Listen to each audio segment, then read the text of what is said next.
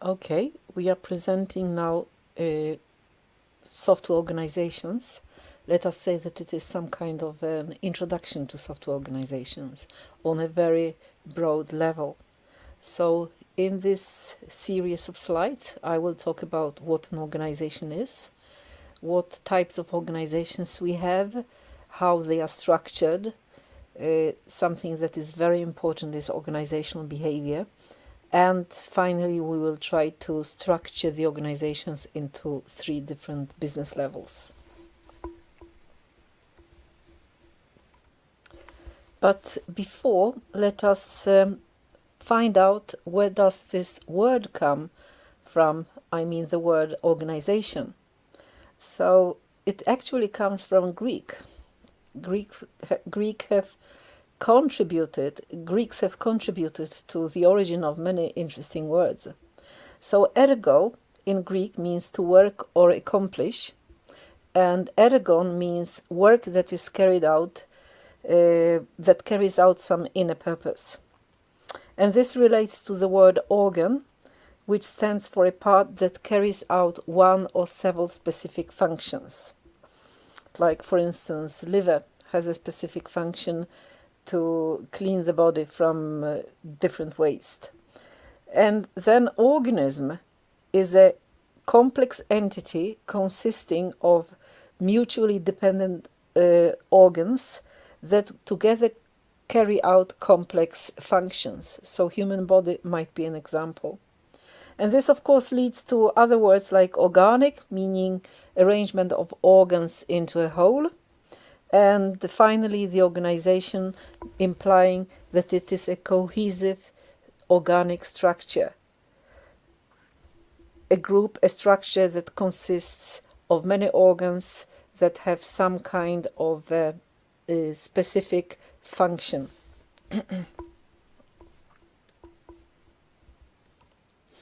So, okay, let us have a look at what organization is. Organization is a social unit or a group of people that are structured in some way, and they either manage themselves or are managed to meet a particular need or to pursue a common goal. Like, for instance, KTH is an organization and its goal is to educate engineers. Or a family can be also an organization whose goal is to live together and prosper together and raise children. Or a small company, software company, maybe is an organization whose goal is to make money by producing software. What is important here is that software is affected by that organization is affected by environment, or it may affect the environment. Like, for instance, if my organization tries to organize some kind of campaign of feeding homeless people, then less people will go hungry. So we indirectly impact the environment, more happy people around us because they are not hungry. Or if, for instance, there is a crisis outside in Europe, now it seems that there is coming a huge crisis within Europe and the Eurozone. So even if Sweden is safe and has a good economy, so its organizations may be directly impacted by the crisis in the Eurozone because no one will buy Swedish products.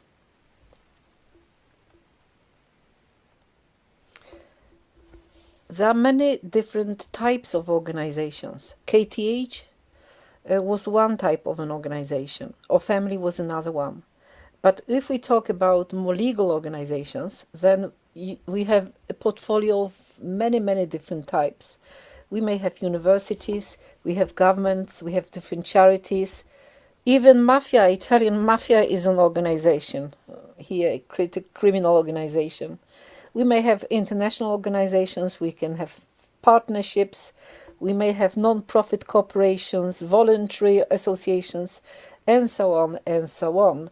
So there are different ways of as soon as you have a group of people with a specific goal, then you automatically have an organization. On the former slide, we have seen various types of formal organizations, but we have to think of also that we have many informal organizations. So informal organizations can be anybody. It may even be one person. And these individuals within this informal organization, they may share the same beliefs or assumptions, or they may have similar perceptions or attitudes, or they may have values and feelings, and they simply form their groups in order to share all these common things. Informal organizations can also be part of formal organization. Well, let us first look at formal organization. Formal organizations, of course, they have some goals. Like Volvo company, its goal is to produce cars and make money. Make money is just as important as produce cars. They have to have some kind of a structure, organization structure, so that they can do the work in an organized way. They must have financial resources. Informal organizations don't need to have financial resources, not always. They have to provide job descriptions because they have many individuals involved in it. And of course, they must also decide how they should communicate. So it's, of course, much more formal. But as I mentioned, informal organizations can be part of formal organizations, like different developers coming from different departments. They decide that they will always drink coffee at 3 o'clock in the afternoon. And then they organize themselves, go to the coffee room, and then they have fun talking and drinking coffee. This is some kind of an informal organization within a formal organization.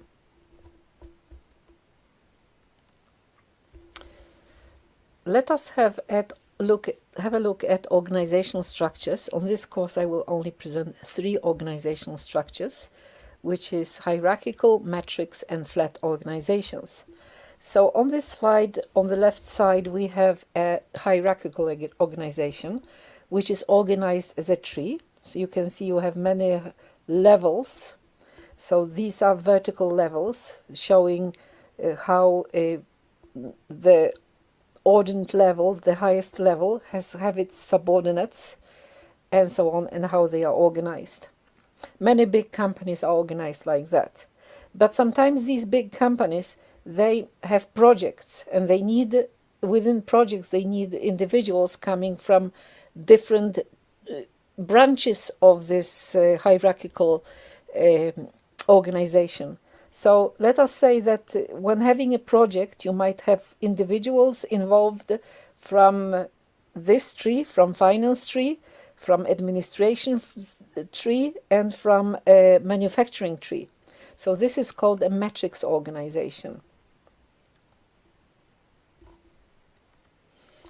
Flat organization, on the other hand, has very few mid-levels.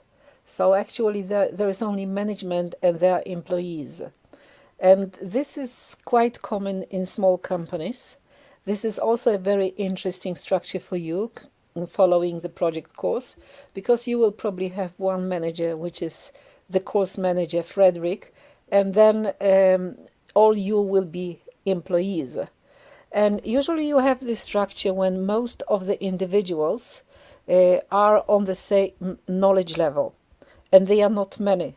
Please observe that as soon as there are many people, there will have to be some management levels introduced. But here there is no need for that. An important aspect, on whatever level it is the behavior.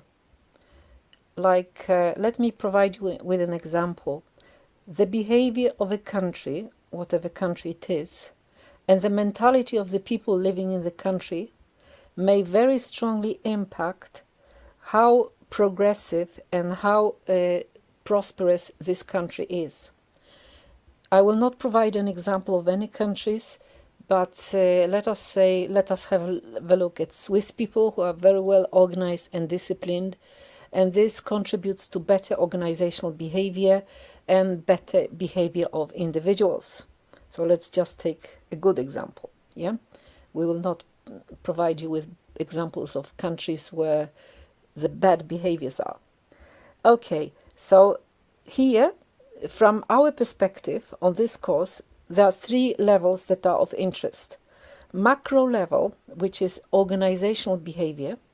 So here what we are interested in, and we try to define how we are going to act as organizations in order to achieve productivity, good productivity. This is point number 1.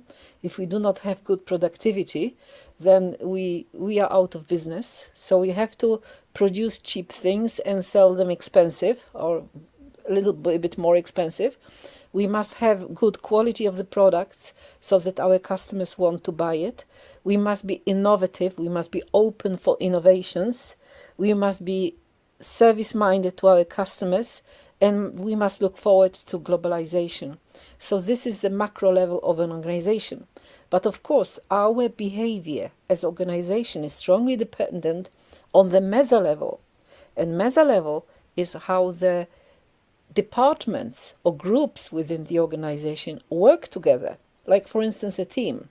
How they work together and how they manage the diversity within the whole organization. But group cooperation also depends on the micro level, that is on an individual level. The individual must be motivated so that he does good work. He must be empowered, he must have good attitude, and primarily he must be satisfied with his job. So very important for the organization to make sure that this individual, this employee, is really happy what he does, and he's happy with the salary and the tasks he's been assigned to. Many times I will talk about organizations, and there is no such thing as purely software organization, or there are not only software organizations. There may be software organizations that only produce software, and organizations that produce both software and hardware. So, but now organizations producing software are fewer and fewer because they are many times always connected to some kind of a product that is hardware based. So what are software organizations? They produce software. Yeah. Microsoft produces software, or they may produce software or build it by integrating software that has been produced by others. So they may buy ready components from other companies, and they may integrate them, and then they have software. Like, for instance, you may maybe use some software company. You as a company, you may employ one software company to create a salary system, or to develop a salary system for you. So instead of a personal staff management system, so instead of this software company does not need to create a new software system from scratch. They may just buy ready components. One component managing salaries, one component managing the quality of work or a career perspective, one component managing the tasks of the employees. And then they integrate it together, and then they have a software system. Then we have other organizations, I just don't know how to label them, like, for instance, SAP. They produce software as part of integrated software and hardware products. And how they do it, it's a very complex thing to describe, but they may produce software in-house within their companies, or they may also involve other companies for producing software for them. Good. And then we have organization levels, business levels.